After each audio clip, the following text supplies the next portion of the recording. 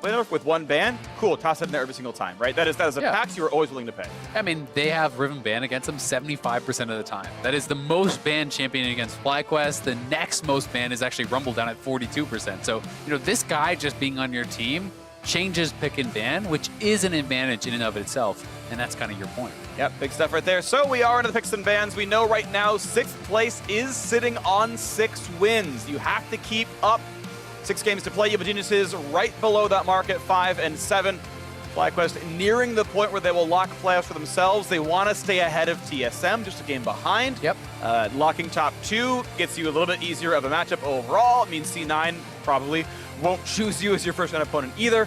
As the Senna comes through, that is another champion you've seen get a ton of bans, and we're expecting that to be Bang playing it, but as essentially support Senna. Yeah, the fasting Senna is kind of, as the term has been coined, where you are starting, you know, the support item, you are not actually farming. The thing that is actually most interesting about it to me is what is paired alongside it, because we've seen a lot of different variations now around the world. We have seen Rumble, we have seen, you know, kind of more standard tank supports. We've even seen Volibear. Nautilus likely going to be the answer here. One of the things you can do as the Nautilus alongside this fasting Senna is actually go AP Nautilus. Because you have more gold, you can actually build towards those items. And we did actually see, I think it was IgNar, play that kind of AP Nautilus style last week or the week before with this. Could be top lane Janna. If it's top lane Janna, they're really low on damage. Senna is not really a damage carry. She puts out some, and you're relying on Jiizuke, who, by the way, is not the control mage player. He's the LeBlanc guy. He's the one who's going for the split push. I think that would be a bad comp for EG. It would be a good comp for FlyQuest.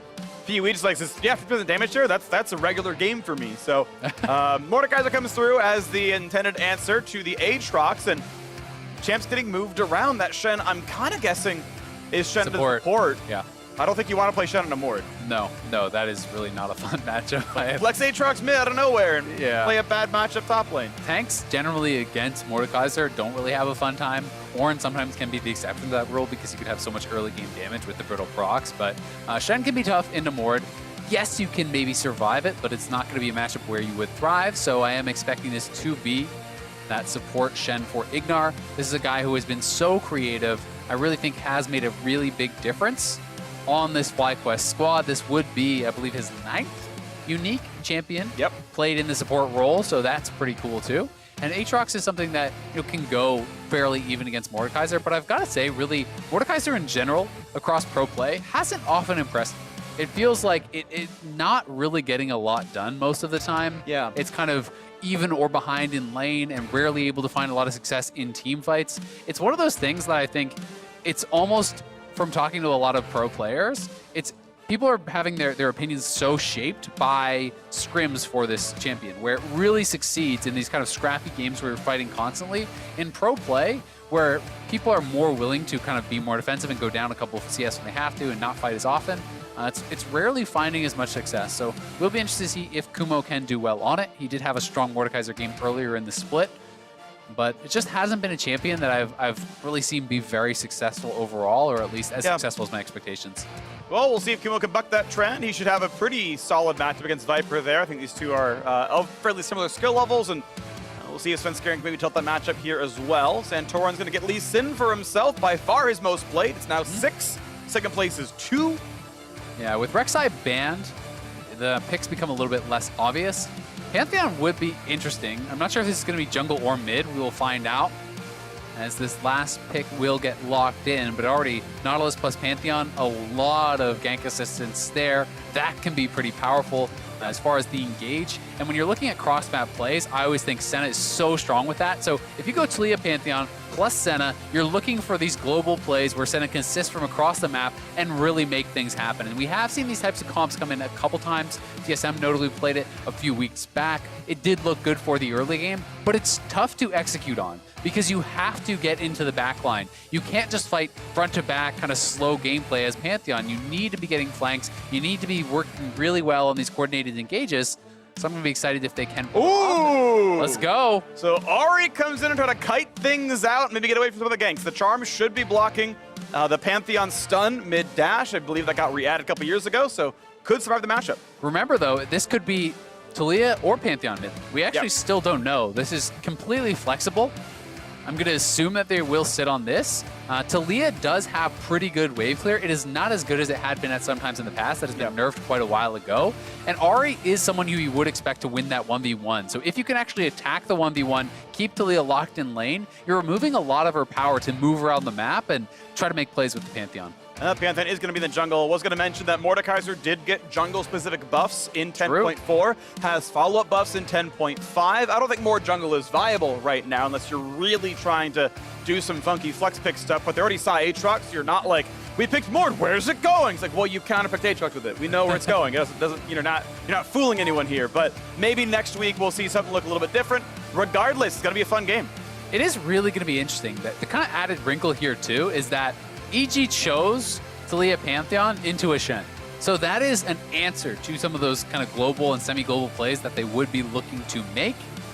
Also, we have to remember that they could be just straight up attacking the Ahri because Taliyah Pantheon have an incredible kill combo. You're locking down with a point-and-click stun right into that seismic shove combo from Taliyah, and you can find 100 to 0 type damage, get them to execute range for that Pantheon Q execute.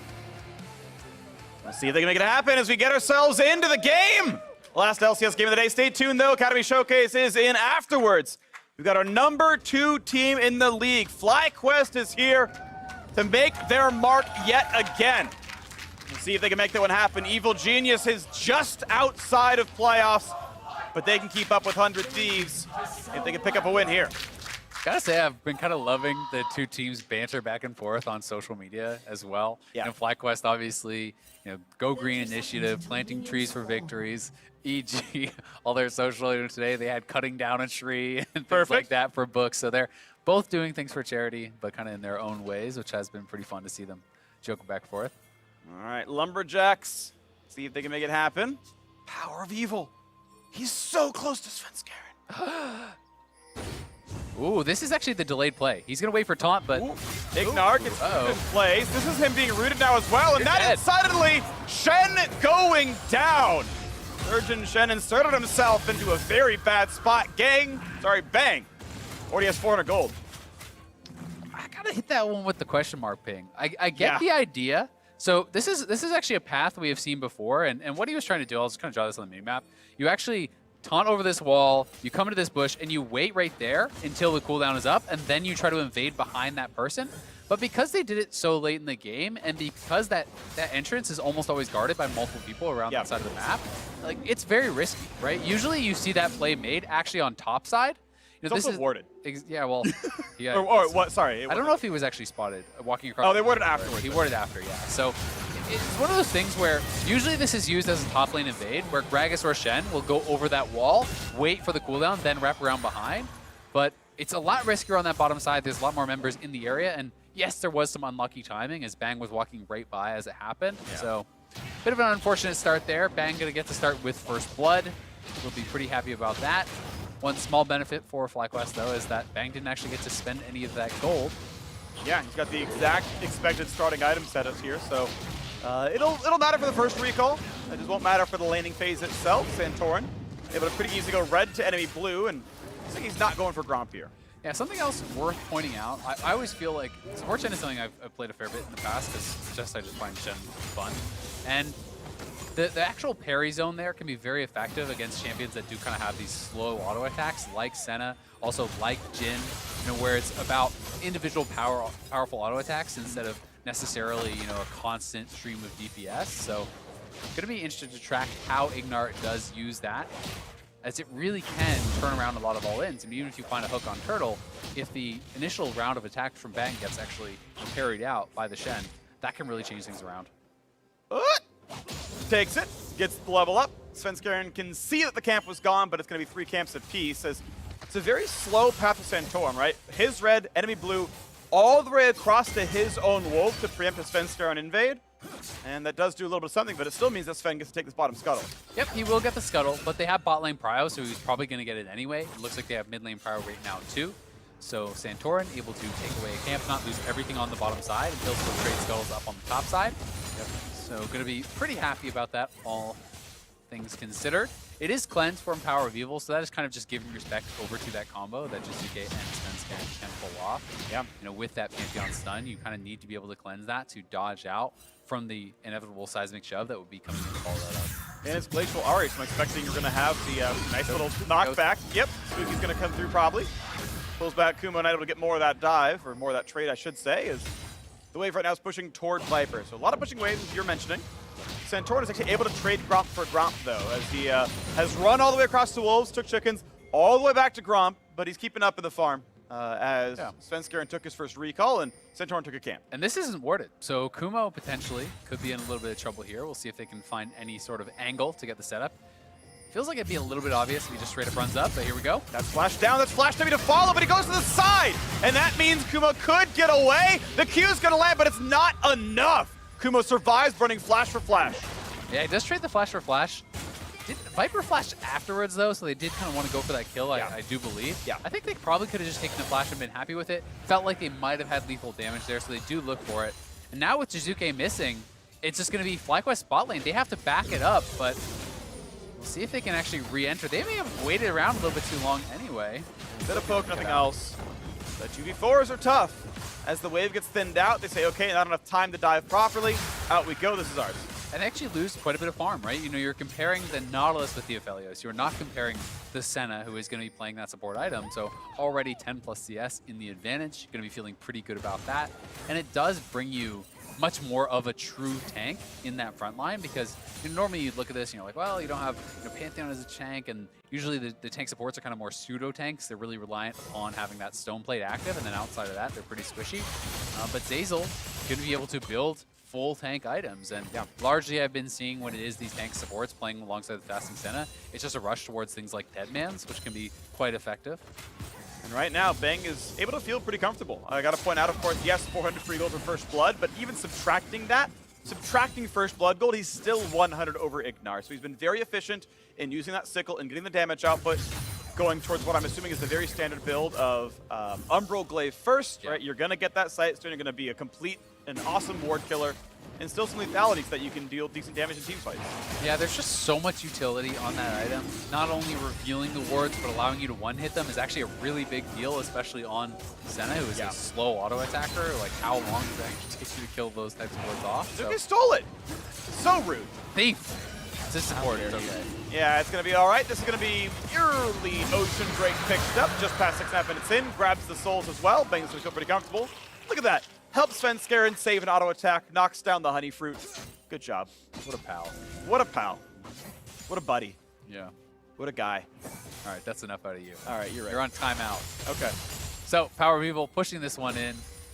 Jiizuke going to be running back to lane here. He has hit 6, so now you have to start worrying about Jiizuke's roams even more. Anytime he is off vision, you have to worry about the potential for Taliyah to ult in. Obviously, Svenskeren still pretty far away from 6, and FlyQuest on both sides could be looking here. If you can actually find the charm, there's potential for that follow-up from Santorin and lethal damage, but you'd have to be willing to either commit your flash or your ultimate to start the fight off, and not even sure if they are still here. Yeah, they're going to go for it. Taunt flash, flash taunt, doesn't land, but the rest of it's going to. This is big damage. Jiizuke's instantly already gone.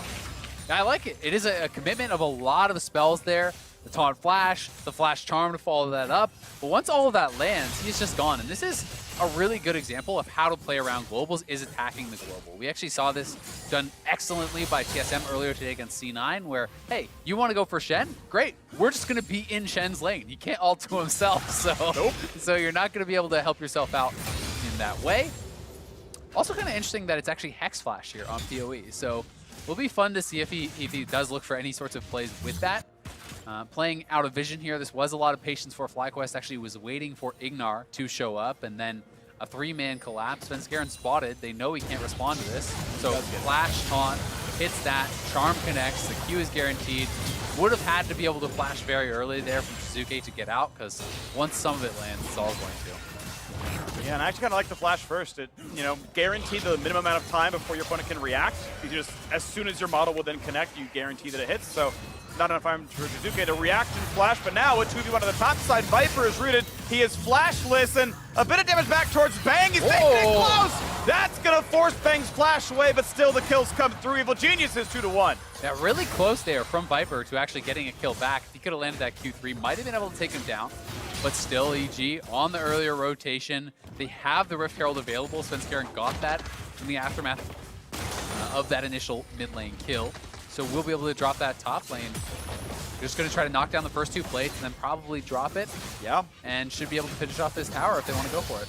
Now, Senna not the fastest turret killer, but it's going to be good enough as the Herald is summoned at a pretty good clip, and this turret is all but gone. Also worth noting, it is going to be the AP Nautilus. So he's actually going for Proto Belt. That is going to be the Kindle Gem plus the Amp Tome there. Would be shocked to see anything else. Pretty cool stuff. This is actually what we saw IgNar do, so Zeyzal kind of taking a page out of his book, and we'll see how effective it can be. Because the AP Nautilus is something I think people kind of know a bit about, thanks to Doomby, and it is so much added damage for any backline dive. So not only do you now have the Pantheon as well as the Taliyah flying in, but the ultimate from an AP Nautilus is adding a pretty significant amount of damage and can make it even easier for them to set that up, because now you don't just need the stun coming through from a Pantheon to set up the side of the shove. You can actually set that up easily with Nautilus too and combine that burst there. The items keep ticking up.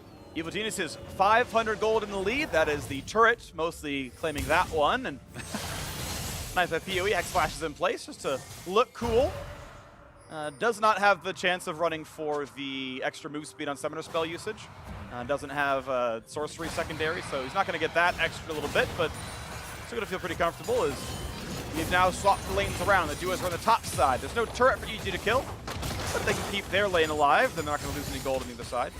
Yeah, but we're seeing PowerOfEvil just keep Jiizuke pinned under his turret, in part thanks to Santorin and IgNar and their play in that mid lane, but this is what you want to do. If Taliyah is stuck under the turret, you're going to have so much trouble, and Taliyah actually has much higher mana cost. This is a really old nerf to Taliyah that happened a long time ago, but you can see no really additional mana items kind of have been built up besides that Dark Seal. So Jiizuke is constantly PowerOfEvil has been pushing in, utilizing the Lost Chapter there to refill the mana, getting a blue buff, and just keeping him pinned. And sometimes Jiizuke's item choice, right? He rushes Orc Shoes, which is move speed. It's Magic Pen for burst damage for getting over to a squishy, but if he's locked in without mana, he's not getting to that squishy. Taun's gonna land, big damage right now. Ult at the top, doesn't matter. PoE picks the kill onto Zeyzal, but here comes Pantheon. Santorin not gonna live either. Bang already on a killing spree, and Evil Genius is feeling comfortable.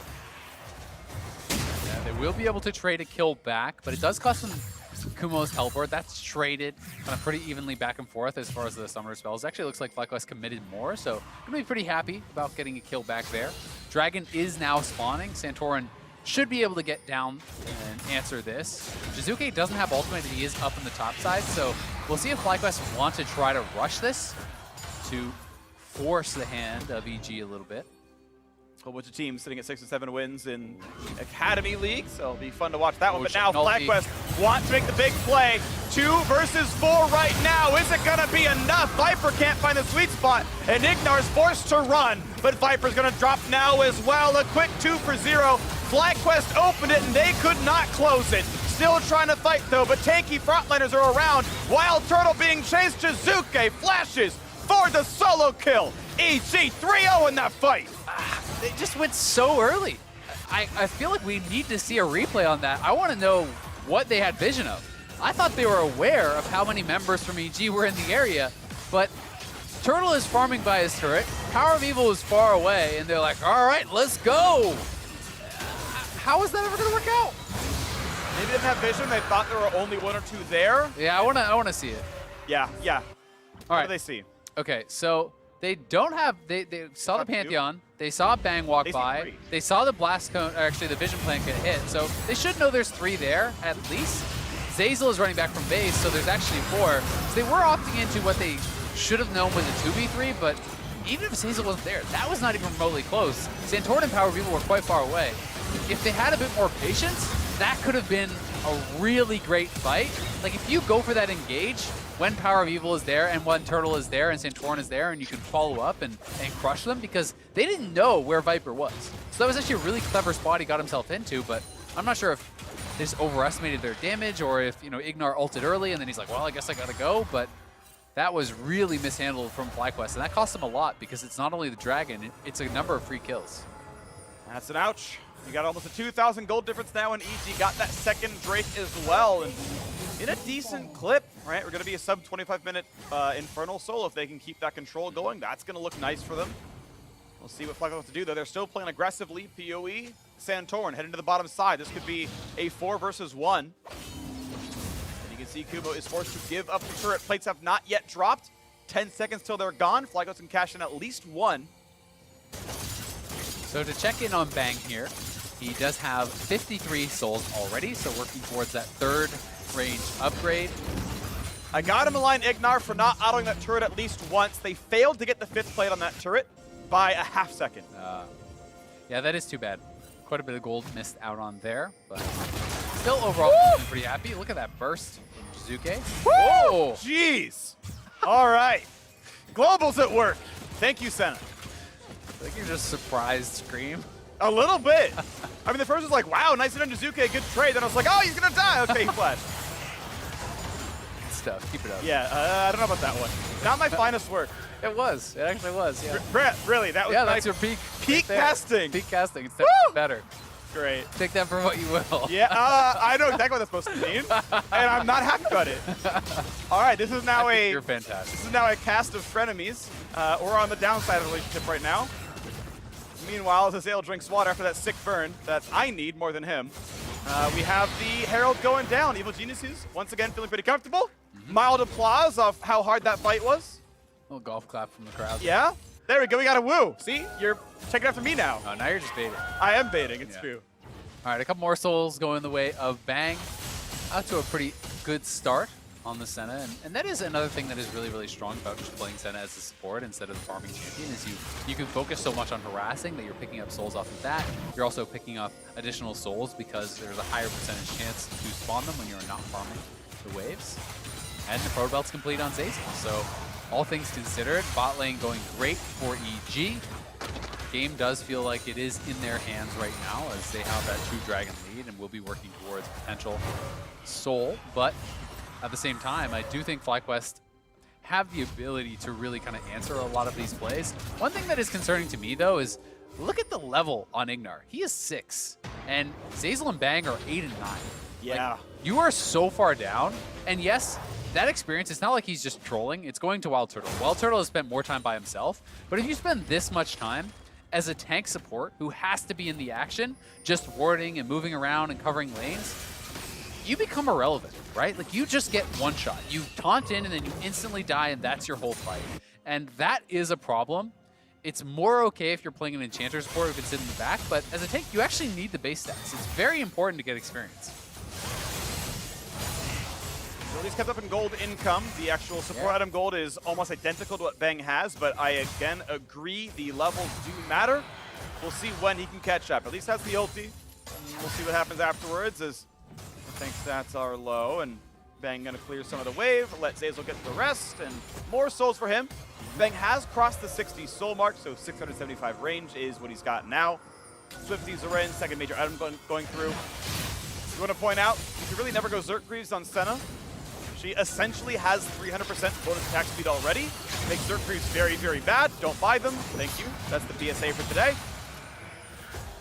You can see the combo there showing off from PowerOfEvil. You hit them with that Glacial Augment slow, and you're trying to guarantee that your charm will land, and hoping that that is the combo.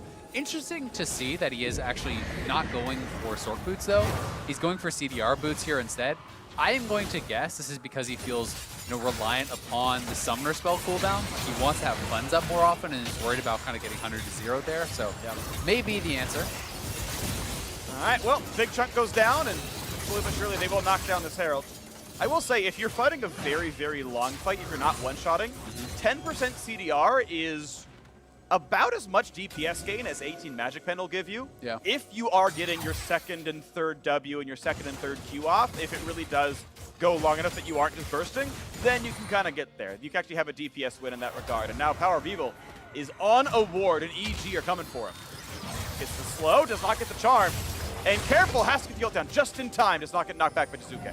We'll see if they actually try to commit to the fight now, because otherwise you're down your ultimate on your mid laner, which makes it a lot harder for Ahri. Second charm, second Q, decent damage on Svenskeren, but not a ton just yet. As WildTurtle's gonna get flashed on. He's gonna be found out by Zeyzal, so there's a chase through. They're gonna get him, the ult over the top as well. Turtle fought for a ward and gets punished for it. Yeah, really good pick there by Zeyzal. committing the flash. Remember, this is the AP Nautilus, so a lot of damage actually coming through from him. And with the Ignite, the Protobelt, the Q and Ultimate all landing there on Turtle, and he gets lit up. This will be EG grabbing another dragon. They are now on Soul Point. And FlyQuest are going to have to worry about that for the rest of the game. They're going to be having to contest at all of these dragons. And when it is 3-0, it's so much, I think, kind of weighing on your mind that one pick can cost you the game. So let's watch this one more time. After already having forced out the ultimate here from PowerOfEvil, Turtle looking for it, flash, Q does land right into the ultimate, another knock-up, the Pantheon stun coming through, so much chain CC, even pulled him at Mordekaiser, so it's really no opportunity for him to flash once he got hit by that initial hook. Would have had to instantly flash before he even got grabbed by that. What's going to happen, to be honest. So, look at the game state we've got right now, and it's Evil Geniuses comfortably ahead. Solid 2,000 gold up, third Drake already picked up, and you know what that means. 24-minute Infernal Soul is on the docket. And burst damage is what this team wants. It's squishy access, and as we already pointed out, there aren't really any tanks on FlyQuest here. Yeah, there's not a lot, right? You can kind of play that pseudo tank as Aatrox if you are doing well, you are kind of just life drain tanking a lot of this, but that can become very, very difficult from behind, especially. PowerOfEvil now just trying to spread the map a bit, trying to get themselves in as good of a position as they can before this next dragon fight, which honestly may decide the game if EG can grab it. Pantheon over the top, gonna have to get away from that one, does not find the slow. Has to burn the ulti, but it's a shorter cooldown for PoE, so can't really hate that. I mean, he's already on 45% CDR, so it's under a minute on this cooldown. So that is not going to be that big of a deal that it's forced out. And as you say, Svenskeren will be on a longer cooldown, but he does have a lot of CDR himself.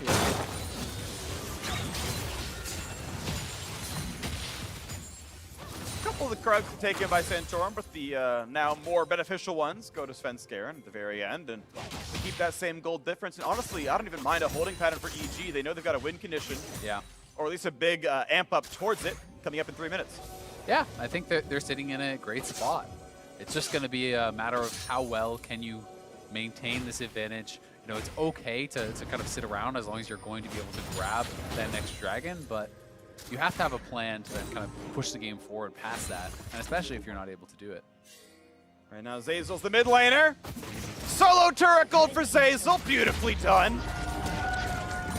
3-0-3, best beard in the business. As now top lane is under fire. Jiizuke! Woo, woo. Nearly takes down IgNar. Still would have lived even if he was level 6, but you can see that those burst combos get pretty close. Yeah, getting chunked very low there was IgNar. And it's going to be an abyssal second here for Zeyzal, so partially to amp up his team's damage. When you're looking at purely defensively, I would kind of feel like, hey, you probably want armor more than Amar here, but I do think the added bonus of being able to amp some of the damage from Jiizuke as well as Kumo is pretty nice. And we just keep waiting to find the openings. When can FlyQuest get their way in? It's been them getting chunked out by Jiizuke, it's been them looking to split push and getting stopped by Svenskeren. That Pantheon ult almost back up already, as you mentioned. Pretty good CDR, 30%. With Black Cleaver and the Warrior Enchant. And they're not really winning inside lane anyway. They're just kind of pushing in the wave. PowerOfEvil was getting a bit done. A nice little sidestep there on the charm from Jiizuke. But, especially over on the other side of the map, Kumo is winning out here. I do think he has a nice set of items to actually deal with the Aatrox. Healing reduction, pretty important there. And going a bit tanky early on as Mordekaiser can be very effective against these types of champions, especially when it's physical damage jungler plus top laner. You're going to get a lot of benefit out of that. And then Liandry's is just straight up so strong. In combination with your passive, if you have someone in that ultimate, really can get an incredible amount of damage out. Again, Svenskeren finds some opponents, but feels safe enough to knock down the ward himself as the rest of EG might come over. Can they find the opening on Santorin? Not quite, as they've all run away. That means the ward's going to be claimed without much issue, and we're now only 1 minute away from the Infernal Dragon coming up. We know EG wants it. We know FlyQuest must fight for it. I think they risk losing this game in the vast majority of cases. PoE does not have TP. He will have to walk his way down. The only teleport on that team is IgNar, who's not going to be doing that, and Viper. Yeah, I mean, if they can grab the soul here, kind of unlike the situation we saw last game from CLG where they got Infernal Soul but couldn't close, there's lots of hard engage, right? You have Pantheon, Taliyah, Nautilus, so many ways to actually start fights and utilize the advantage that they have built up. And I got to point out inventories here because, again, we're Drake up in 15 seconds, and it's EG who've done a better job of actually claiming vision control. They've got more control wards in inventory. This one, the Ignorance put down, is a defensive one, so he can't fight the river himself. It's actually only Santorin who can put an aggressive ward down. It makes me feel a bit more comfortable on EG's side. The sweeper will not see that brush war, but they might find the slow. Zeyzal can't find the anchor, but will there be a re-engage? That's going to be another slow coming in, but no engage. So that's now the active item cooldowns. Gone for PoE. Kumo has to be respectful as Viper gets some decent damage. The charm doesn't quite land. And Mordekaiser gonna land that Q. Anchor not gonna come down. PoE over the wall. Panther doesn't find the target either. But it is FlyQuest pushed away. Yeah, it feels like a replay of the last time where PoE gets his ultimate forced out before the fight starts. And now Ahri, no actives, no ultimate available.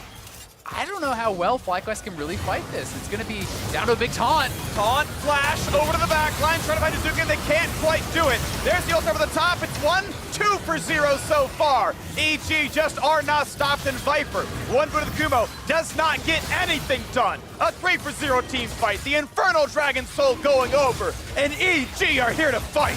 Yeah, that was desperation from FlyQuest with PowerOfEvil.